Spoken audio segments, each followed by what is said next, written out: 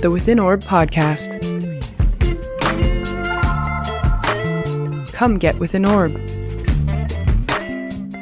Hello, my name is Jenn Zahrt, and welcome to Within Orb, a production of the Celestial Arts Education Library, a podcast bringing people together around the love of astrology, books. Join me as I interview people about the astrology books that changed their life and practice. You can support the podcast at withinorb.com. Hello and welcome to another episode of Within Orb, and I'm here with my colleague Jay, who I met through collaborating with on the book The Sun of Knowledge, Shams al-Ma'arif. And Jay was the first person to truly teach me through his work on lunar mansions about it's called a travelogue in this text, about the way that when you're living in a desert environment, you need to navigate by the stars because there are no fixed landmarks for you to set your sights on and get an orientation. So that really imprinted upon my heart. And I'm glad to have you here today to orient us through your journey through astrology books. Welcome, Jay. Glad to be here. So what's one thing you'd like everyone to know about your work with astrology at this point in time? The one thing that I would want people to know is that my astrological practice and my art practice, as well as I would include magical practice, they're all sort of one thing for me. So I approach astrology as I do art in a very imagistic way. So the way that I write astrology, the way I would do a delineation, for example, is what I would call imagistic, or part of my, I guess, imaginative workings. And in that way, I guess it's less strictly traditional. I don't follow one tradition and its rules as much as I lead with imagination in my astrological practice, although I am grounded in traditional astrologies. So it isn't entirely one of the other. Thank you for keeping that plural. I appreciate that you pluralized it when you said astrologies. That's like very close to my heart. Absolutely. I think we'll see with the book selections that it is very much an astrologies, at least for the show, for me. Yeah. And hopefully for everyone listening as we go and mature as a group into this, acknowledgement of perhaps pre-Western forms of astrological practice. Yeah. So would you then identify as what, maybe in the community is being called an astromage or astrological magician? Because you mentioned magic. I don't know. I tend to get a little squirmy around all of the terms. And I try to avoid it as much as possible. People are going to label you regardless, of course. Sometimes I call myself an astrologer. Sometimes I actually don't. Our friend and peer, Sasha Ravich, has been using the term astrology as well as stellar witchcraft for certain things. I dip into that sometimes, but I also wouldn't categorize myself in that either, I guess. I'd say call myself an artist more than anything else, and then probably a diviner more than an astrologer proper. But even on the days that I choose to claim astrologer, I think I've earned it. I've been studying astrology for more than a decade now. I think I've earned it. Yeah. And also I think one does not need to be a practicing professional in whatever form of professional practice that takes in order to be an astrologer. It doesn't have to be a professional class, right? Exactly. It's a whole mixture of things: exploration, research. You showed the book, so writing about it, as well as studying astrological magic, the whole practice component. As well as I do have a consultation practice, but it's a mixture of, spirit-led work alongside traditional astrologies. Mm-hmm. So it's a whole bevy of things. Right. I mean, and also in this text, the Shams al-Ma'arif was not translated into English. So Dr. Amina Inloes took selections, and I mean, it's a massive text, so it could never come out all at once unless someone took lifetimes to do it. But I'm holding up a picture of some of the glyphs that you drew, which is your intervention in this. I mean, it's a progression of the tradition through your artistic lens of what these forms should take, right? Yeah. And in that way, it is an extension of the travelogue. I see, as I describe my practice in all these ways, whether it's consultation, whether it's making art, it is this constant exploration and moving through the various signs, even in the solar zodiac, in a very embodied way, in a very spatial way. And so the travelogue is this moving through the lunar zodiac and my observations of what I see going along the way. And the glyphs for each of the lunar stations, I also call them lunar stations, but you could refer to them as lunar mansions as well. They have a variety of names. These are formed through the interaction of my pen, my ink, my own experience as I move through the lunar zodiac, and my encountering the Arabic letters that are associated with the particular stations, as well as the constellations that they refer to themselves, as well as just the spontaneous mixture of interacting with the spirits of place in that way. Yeah. So in a sense, maybe if there was to be an extension of the possible nouns for this work, you would be that sort of starry tour guide, that, person. Oh, I love that. Travelogue. If you're writing the travelogue, you're at once the person on the journey, but also helping us through the journey. So let's start with your journey, where it began as star stuff encroached its way into your mind and heart and soul. Which texts brought you to this material first?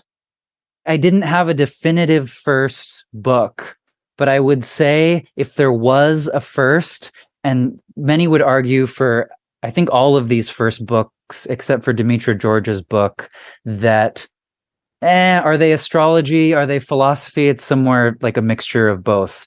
But the first book I would say is The Light of Egypt, which is largely a text on Hermeticism. Hermeticism from a very particular vantage point, I would say a theosophical vantage point. I went back and after, with the impetus of this show, started rereading a little bit of it, and I just couldn't do it. It was it was pretty much insufferable. I mean, it was written in the late 19th century. Mm-hmm. Thomas H. Burgoyne is the author, and so from a young age, he claimed to have contact with this group called the Brotherhood of Light, kind of like an ascended master type group. And this book is supposed to be the teachings of this group gathered together, which would eventually form an actual Hermetic order. The Hermetic Brotherhood of Luxor is the name of it. So it's very much a part of this theosophical milieu. And the first volume, which is the main volume, he did the second volume much later on. The second part of the book is astrology.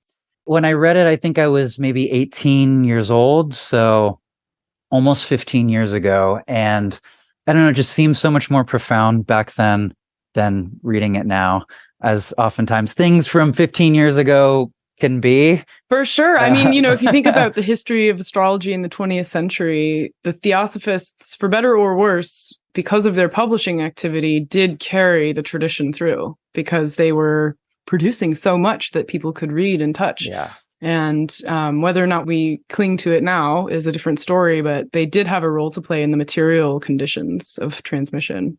Yeah, I mean, they were important no matter how you slice it. I mean, it's weird going back into a book like that and seeing swastikas and things. Yeah. I mean, this was like, 80 years before the Nazis, roughly. And like, I don't know, just that kind of language, the theosophical language, just feels so dated. But nevertheless, it's extremely important for the history of Western magic, occultism, and of course, astrology. Right. Somewhat related to that is a book that I was introduced to around the same time called The Holy Science by Sri Yukteswar, who was actually the guru or teacher of Yogananda, who essentially brought yoga as we know it to the West. A lot of people don't know that, but he practiced Jyotish or Vedic Indian astrology. And that's also largely a philosophical text. It's fairly religious. Like, I wouldn't count it fully as an astrological text. The beginning speaks of these deep cycles of time called yugas, which some people might have heard of. Typically, the Kali Yuga is right. What people have heard of. But in reading the book, I just became fascinated with these deeper cycles of time. And I think that was probably the first book that got me on this whole trip of like, the way that astrology has shifted and everything having to do with the precession of the equinoxes in particular, and these larger shifts in time, which I would then, go on to nerd out about the differences between tropical and sidereal astrology, which is related to this shift. Yeah. Right. I assume most of the people listening to this probably are familiar with we don't have time to get into the technical aspects of that, nor do I really want to. I mean, I have a quick way of talking about it. I call it the two Jennifers problem, because my stepsister is also named Jennifer. And we grew up together from the ages of Parent Trap. We met on the playground. Our parents got married. We went all the way through to high school. She's still my stepsister, but we're not the same person, right? So the name of the tropical sign of the zodiac is not the same as the sidereal constellation that it refers to, which actually there's a third zodiac. The constellations themselves is not the sidereal, right? So exactly, it's like how everybody from 1970 to 1983 was named Jennifer or Heather or right? We all have the same name, Aries, Aries, Aries, but it's not actually Aries. It's this Aries versus this Aries versus this Aries. Yeah, and people often assume that the sidereal zodiac is also of the stars, but like Virgo is massive, right? Virgo is huge, and some Cancer is tiny. But tropical Virgo is so small, so it's like acting itself out through the sky, right? I mean, once again, like everyone has their own travelogue. Everyone moves through the zodiac in their own way, whether it be solar, lunar. But in thinking about these deeper cycles of time, it brought me to books like Graham Hancock's Fingerprints of the Gods. I think when I was like 16 years old, I read that one, which, you know, now he has this thing on Netflix and it's become a little bit more of a mainstream phenomena. And related to that book, The Orion Mystery by Robert Bauval, there's been a whole slew of these kind of like semi-conspiratorial, some more than others. Also, some would say pseudo-archaeological. It depends on how like rigorously scientific you want to be about it or what part of the establishment you might or might not be in.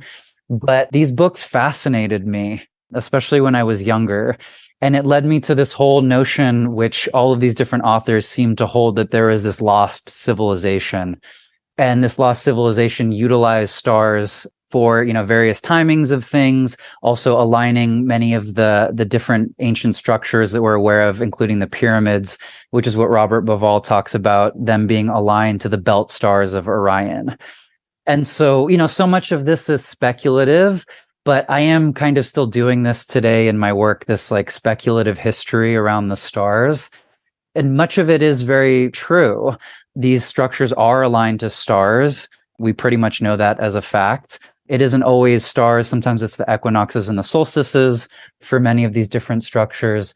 But once again, whether you want to call those astrology books, most probably would not. But I'm going to include them in the formative books of my astrological history. I love that because any way you get in, you get in. It doesn't need to be, you know, astrology for dummies, for example, right? Like it's thinking about deep time and being a younger person, you know, I'm hearing it was sort of between the ages of 16 and 18.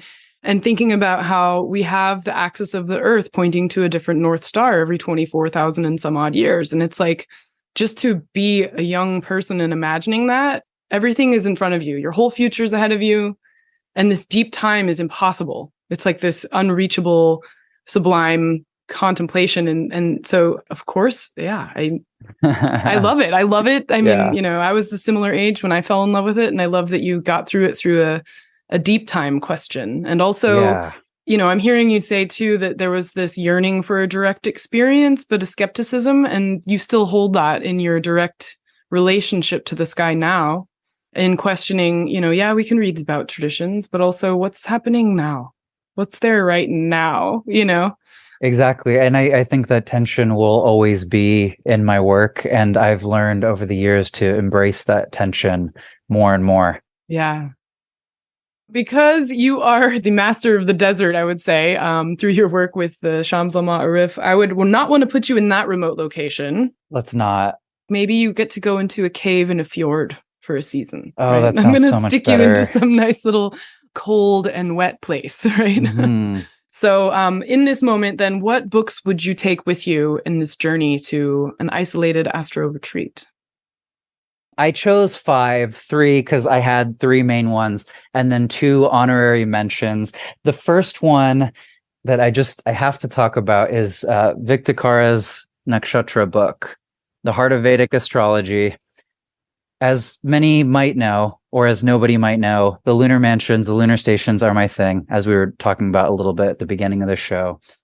And though this isn't the nicest printed book, sorry, Vic, self-publishing, what are you going to do?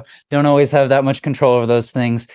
I would say that more than any other book on the lunar mansions, I have gotten the most out of this one. This is a really special book for me. It is a translation from the Sanskrit of the Taittiriya Brahmana, which belongs to the Ajurveda, I think. And each lunar mansion, which in Jyotish is referred to as a nakshatra, gets a portion which would be like prayer, which would be recited aloud, as well as some background information, which does not come from the sutra itself. The sutra is just these recited portions for each of the nakshatras. But he goes into so much of the mythology around the deities that are associated with each of the particular nakshatras. So I don't want to go into a whole Vedic astrology rabbit hole right now, but there are a lot of associations that go with each of the nakshatras. More often than not, they are related to the Vimshottari lords, which are planetary lords for each of the nakshatras. So the Vimshottari system is a timing system. It's a dasha system. And many of the correspondences and the associations with the nakshatras come from these planetary lords. In my practice, I have moved away from using those planetary lords, and I really associate each of the lunar mansions with the stories of the deities related to each of the nakshatras, which is what Vic does in his book and what he does in his practice as well. He also does not use the Vimshottari lords for the nakshatras. And so what I love about this book is that the second half of the book pulls all of these different stories from the different Vedas about the Vedic deities. And he relates the stories of the Vedic deities back to the nakshatras themselves. Wow. So the nakshatras in their earliest instantiation were for ritual timing, for when to make sacrifices to particular deities, right? When it'd be a good time to do something with the deity associated with the nakshatra. And in this way that I've been describing so far, I mean, this feels like the most embodied approach to lunar mansions that I have come across, as well as we'll see with probably, I think, all of my picks. Yeah, all of my picks for books to bring to the forest. They all relate to astrology and its relationship with deities through various cultures. But I noticed this about my picks, that all the books they have that relationship with one another. So going back to the Vimshottari Dasha system, which is like, if we're going to make an analogy, it's a Time Lord technique that would cross one's entire life. And it's so long that no human being can be alive for all of it. So you kind of enter it at a point like on a roller coaster and you get your ride for however long that is, right? Yeah. Question for you is, can you appeal to the deity itself instead of the ruler and that planetary ruler in order to get an information about or a delineation of that time period in the dasha system? I'm not entirely sure. I wouldn't make any recommendations for anyone to this. I guess this is an important caveat, so I'm glad you added that question. I'm going to be talking a lot about deities and their relationships to the different signs, to the different constellations, and then the mansion, let's say, that's associated with the constellation in this instance. But I wouldn't recommend everyone to go and try to work with those deities or to appeal to them per se. I mean, it's a question that I get a lot, and I know that sometimes people do assign these kinds of bits of homework for people as part of remediation work in particular. But for me, it has been more a part of coming to understand the astrology of the culture and a part of that exploration, as opposed to me actually attempting to do, let's say, remediations or propitiating these particular deities of the stars. Okay. So I'm not entirely sure, but I also, even if someone was thinking of doing that, I wouldn't necessarily recommend them to do it. I hope that... No, I mean, it was a hypothetical. It's a thought about astrology I've never had before this moment of thinking, I remember learning about what the K2 Dasha is. And that's like theoretically one of the worst periods of someone's life if they get, if they happen to snag that part of the roller coaster. And then after that, there's 20 years of a Venus Dasha. But if the ruler of the nakshatras, the planetary ruler versus the spirit that also dwells in that space, I'm thinking like, oh, well, is it Venus, or is Venus just the boss of someone else, or just the sort of co-traveler with another entity that needs to be having a conversation here that's not getting a chance to get the microphone? I want to say that it would be the planetary lord only. This is what I want to say. Sure. I mean, it's all speculative. But... Yeah, because the dasha system has its roots in the nakshatra, but this dasha system itself is based on the planets and the time associated with the planet. Exactly. And so I guess to like sort of reverse engineer that, the planets are thought to rule. In the way I do it, I wouldn't have them ruling, but are thought to rule multiple nakshatras. So which deity would you pick if the planet rules multiple nakshatras? Do you know what I mean? Right. Yeah. I mean, there would be, it's a fun idea. I don't know. I love having these sort of spontaneous mental gymnastics when people bring me new pieces. And I'm like, well, what if we stretched it that way? And it's like, no, then you're going to get your IT band broken. Like, okay, let's reel it back. So parking that one, what would be the next book in your kit? I'm going to say Babylonian Star-Lore by Gavin White. This book, I mean, all of these, the reason that I chose the books that I chose is because I can pretty much go through them and find something new every time, which is part of the criteria for me. And similarly, it comes from a cultural understanding that deity, that spirit, that the realm of the ancestors, the cosmovision in its entirety, which is completely inspirited, is inextricably linked to what is happening in the heavens. And it's not like we've become completely disassociated with that in modern Western astrology, but there is something so magical to me about going back and, in the same way we were describing earlier, exploring these kinds of realms. It's also interesting to see so many of the roots of, I guess, contemporary Western astrology in the Babylonian constellations. I'd say, obviously, compared to the Maya, which I'm going to talk about in a moment, or the Chinese deities, which I'll also touch on, the Babylonian is so connected to Western astrology and the symbols, the images that we still use to this day.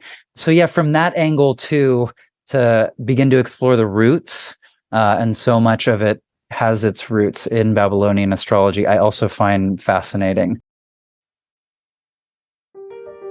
Imagine stepping into a room of 5,000 astrology books, turning a corner and stepping into a room of 2,000 more. The Celestial Arts Education Library is every astrologer's dream, and it can be yours. I invite you to come support CAELi before you can visit physically. Your support will mean the creation of 52 new episodes of Within Orb next year, 4 issues of the CAELi Review, our inaugural journal, and countless book talks, events, classes for our community. Visit our website, www.caeli.institute/support, to select your level of care. Please help support CAELi into the future, our future, so that we may study the future together. Thank you for listening. Please enjoy the rest of the show.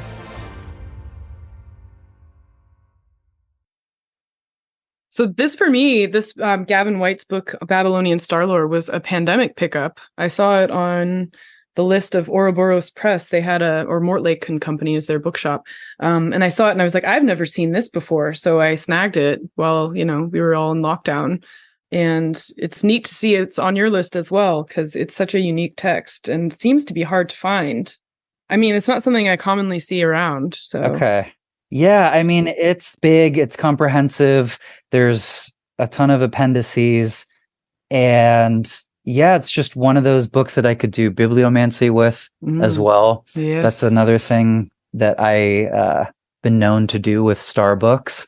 If I want to learn more about a star, or I just want to pick a star for a day, or have a star pick me for a day, this is the kind of book that I could do it with. But also the reference that I made earlier to the altering of fate through magic is something that this book touches on a little bit. How many of the priests, the Babylonian priests, would watch the stars and they would know that something is on the verge, right, of happening.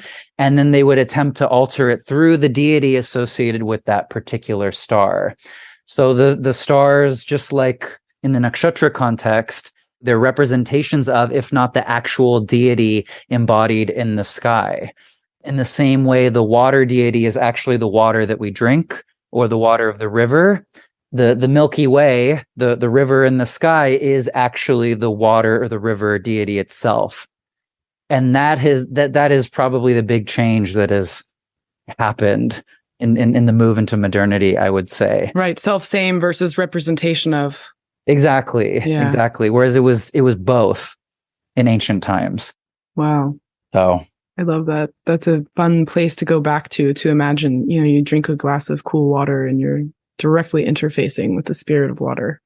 Yeah, or like you're eating the body and you're drinking the blood of Christ. Like I guess religions are still doing it. Yeah. So there's a little piece of homework you just mentioned that I want to remind everybody of just now and flag, because you said to get to know a star or to have a star choose you perform bibliomancy with a type of book like Gavin White's Babylonian Star-Lore, but it could be any book. So I just want everyone out there to pick a book and start to know your fixed stars by meeting one a day, right? Get to know it. And do it. This is coming from Jay. So that's your first homework. Okay. So what's the next book on your list? Book number 3, the Susan Milbrath Star Gods of the Maya. Wow. So people know me as the Arab guy, the guy who does some Arabic stuff, but I'm also half Mexican.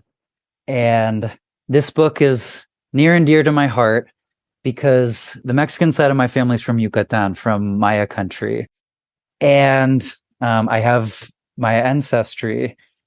And this is like the Bible for Mayan astrology. I mean, this book is quite the feat.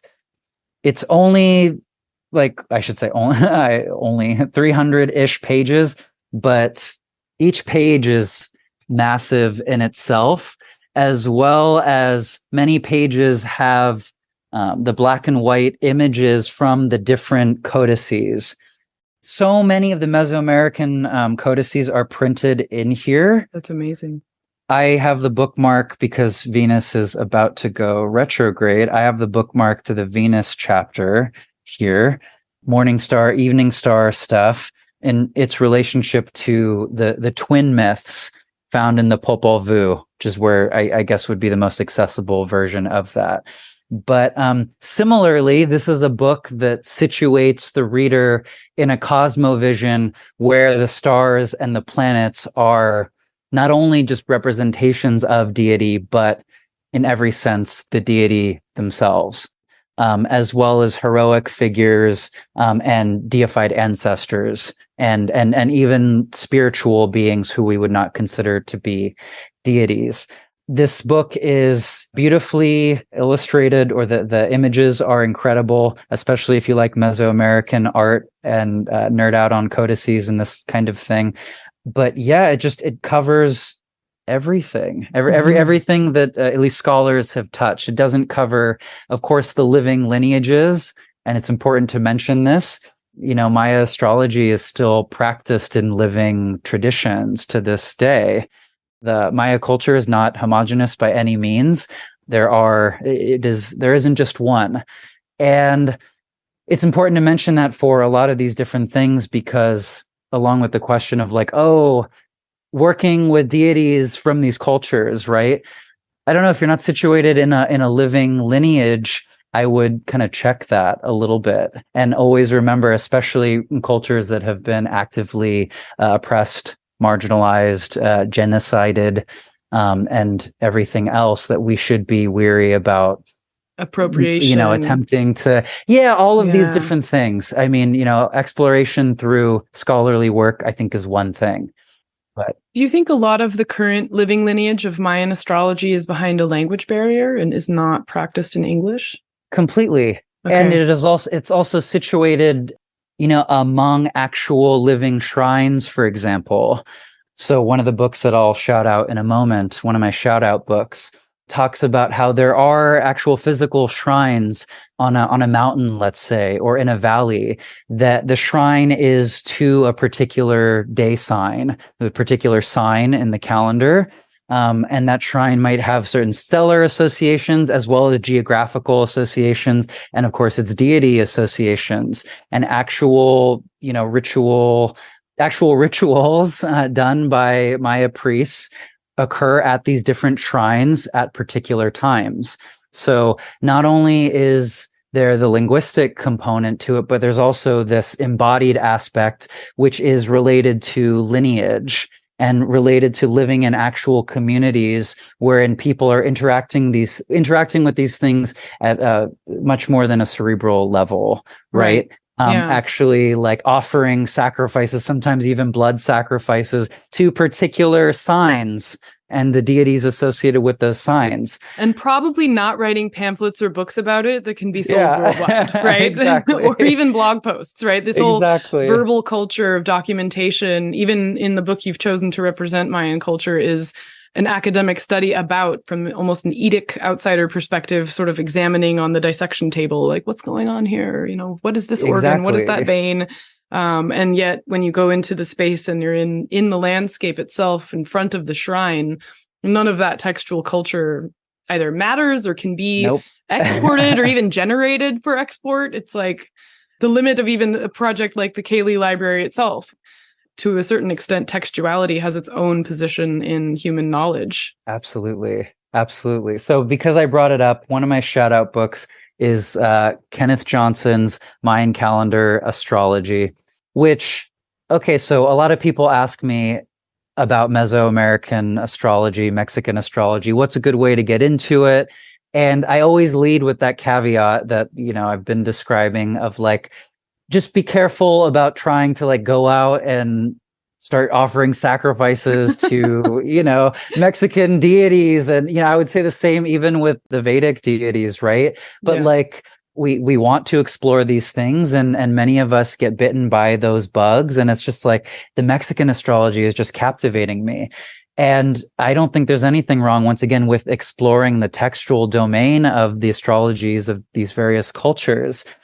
So with that caveat that this is always an outsider's perspective, especially with the Maya, I oftentimes recommend both Milbrath's book as well as Kenneth Johnson's book. Kenneth Johnson's book being a little bit more of the popular astrology model of it, and Susan Milbrath's book being more of an academic, not more, it is an academic take. But he did speak with Maya elders. Once again, he heard what they would tell him. Important distinction. Yes. Right? It isn't the thing in itself, it's what they chose to tell him. And whether, you know, we want to believe that that is something that's 100% accurate, what is transmitted to white people is, you know, it's its own thing. But for the most part, it is a somewhat cohesive system. And I think it has a lot to say for anyone who would pick it up about their day sign, about the number associated with their day sign, which there's also a numerical component on top. It's a 260-day cycle based on the movement of the sun. The sun, moon, and Venus together, right? That's how I understand. Yeah, Venus is important, but the religious calendar, the Zolkeen is the name that's you'll hear most often used in reference to it, is just based on, it's the day sign. So every day it's a new day sign. And so everyone has a day sign, and then there's a number that goes with it out of the 260 days. As well as what's referred to as a trecena, and these 13-day weeks that your day sign will fall into. So books like Johnson's, and there's a whole slew of mostly very new agey books on this kind of stuff. So just be careful when doing this sort of research. But most of these books will be based on your day sign, the number associated out of the 260 days, and then the trecena, which is the 13-day week. Yeah. And I love how also in the way that when you embrace astrologies in the way you have, like you're really pushing up against the limit. I mean, everything that you've brought so far has an artistic component to it that's pre-alphabet in a way, or like the way that words are constructed as pictograms and cuneiform markings. And so there's this like beauty in the lingual, right? The prelingual or the non-verbal lingual, non-logos lingual in a way, like, you know, I know you call it astrologos, astrology, right? But I don't know. I appreciate the sort of texturality of the way that you're reading together all of the cultures that you're interested in. Yeah, as I'm talking about, I'm like, oh, these are all so similar in their own unique way. Yeah, it's like it's a through line for sure. Yeah, but I think it's also the magic of I want to say the word tolerance in a certain sense, because it's like we're talking about a place that's as far away as from the ocean as possible, in a place that was hit by a meteor that made the dinosaurs go extinct, and yet they're connected on the same planet of Earth. And yet human beings are looking up out and seeing something and responding to it in similar ways pre-dawn of Western civilization, and so it's a very beautiful thing to see, like, the distinctions and yet the similarities of that response to star stuff around the world. I like to think so. I see so much beauty in it. I want to do my last shout out book because I think it's similar but also unique, especially because of this notion of star stepping, which becomes prominent in Taoism. But the book is called Pacing the Void by Edward Schaefer. I'm getting chills. Pacing the Void. Yeah. It's primarily on discussing Tang Dynasty in China, approaches to the stars. And this book is just absolutely incredible. This was hard not to put in my initial 3. And I think probably maybe even in a couple months, it will make it. You can take 5. 3. It's fine. Okay, I'm taking 5. You're going. I'm sending you to a watery place. You got to have something that's I get 5. Yeah. Everybody always goes over. That's why. And one of the beautiful things about the way that he structured this book is that it's filled with poetry, but it's not just filled with Chinese poetry. It's also filled with poetry from a variety of different cultures. And in many ways, the book is also a study of poetry just as much as it is a study of stars. But essentially, he's analyzing the mostly Tang Dynasty relationship to the stars through the poetry written at the time. But one of the things he talks about, which is covered more extensively, especially in books on Taoist magic, is this notion of star stepping, or as he calls it in the chapter, star treading. And it has many relationships with, I don't know what would be referred to as shamanism. This is, of course, a problematic term, but shamanism in the academic sense, actually coming from some of what you were describing before, the cultures on towards the steppe. Yeah, the Altai Mountains. Yeah. Siberia, these regions of the world, wherein they would some think that it's an imitation of the movement of the bear. And there's a relationship, obviously, between the bear and the Ursa Major and Minor stars. And this step is to mirror the stars of the Greater Bear, leading to the pole star. And the pole star is this entry into the other world. And in the same way that shamans are thought to climb the pole or fly up through the hole in the sky, right? This is the pathway that leads to this hole or to this entranceway to the other world. And so these different steps that the magician, the shaman, whatever you want to call them, would make are in relationship to the stars of the Dipper that would lead to the pole star. I mean, just utterly fascinating. It might be irreverent or a little audacious, but the word that's coming to mind when you say that and describe it is hopscotch. Yeah, it sort of is. It is a kind of hopscotch. It is I would imagine it would look something like that. Just these movements of the foot, the direction of the foot said with certain incantations. There's, of course, an initiatic component to it as well. This isn't something like almost everything that I've talked about that someone would just pick up and start doing, right? In many respects, when I say that this is a movement into the other world, this is a movement to the land of the dead as well, right? To the land of the ancestors in the sky. For a culture like all of the cultures that I've been talking about, where the sky is the land of the ancestors in many respects. The stars represent heroic beings, right? The stars represent the deities as well as the ancestors. Another great part of this book is called, a chapter is called Embodied Stars, which speaks of exactly that.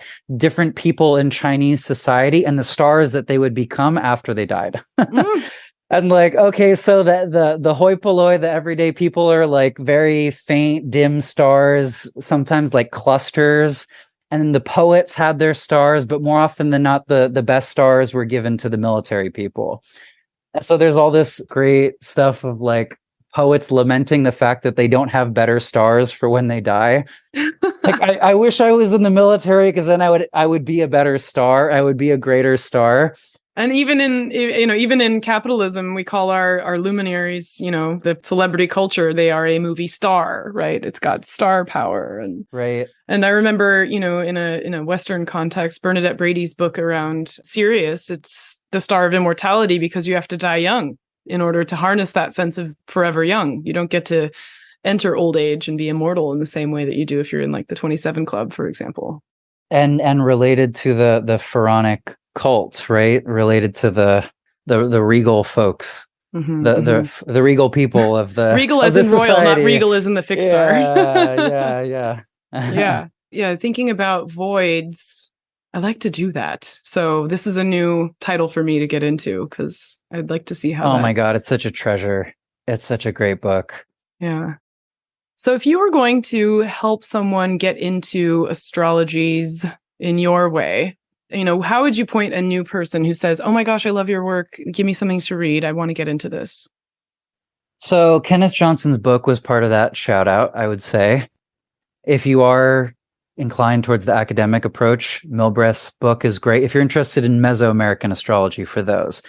I also forgot to mention, because the book was on my list, but Demetra George's book, Astrology and the Authentic Self, because it was a hugely formative book for me and accessible for getting into, I guess, traditional Western astrology or Hellenistic astrology. So I would recommend Demetra George's books for that.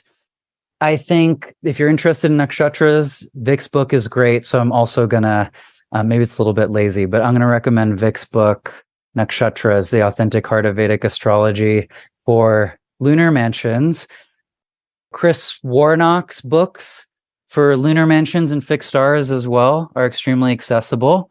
Just lays it out, as well as if you're interested in the magical applications of those things in an Arabic or in a Western astrological context.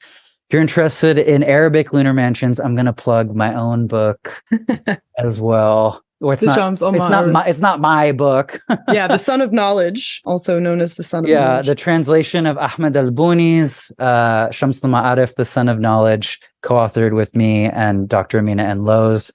Yeah. Lovely. Thank you for taking the time to speak with me today and share your entry points and vantage points in astrology lands. Yes. Giving us a travelogue through astrology. It's been fun. Thank you. Thank you. Thank you for listening to Within Orb. To learn more about the Celestial Arts Education Library, or to become a member, visit our website at CAELi.institute. That's www.caeli.institute. If you enjoyed this episode, please help spread the word.